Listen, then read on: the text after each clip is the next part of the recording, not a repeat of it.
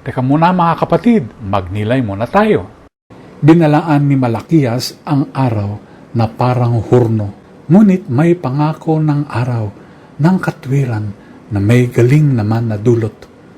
Sabi ni Jesus, darating ang digmaan, lindol, pagtataksil. Sa inyong pagtitiis, maliligtas kayo. Dagdag naman ni San Pablo, huwag maging tambay, magtrabaho ng tahimik at gampanan ang tungkulin.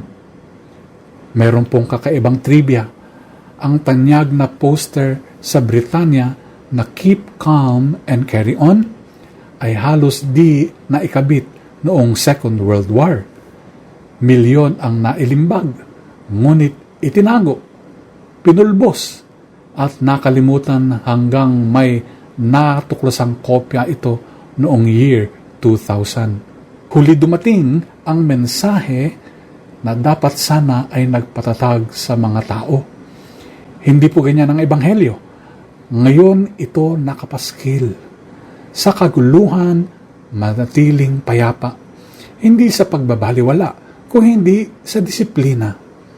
Manalangin, humarap, gawin ang susunod na tapat na gawain.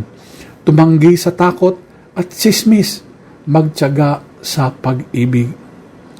Ang poster ng simbahan, pasanin ang krus at magpatuloy. Sa init na iyan, sisikat ang paggaling ni Kristo. Pagtitiis ay hindi simpleng katigasan ng ulo, ha? Ito ay pag-asang may schedule, kamay na gumagawa, pusong panatag at mata sa pagsikat. Pagnilayan po natin ito. Amen.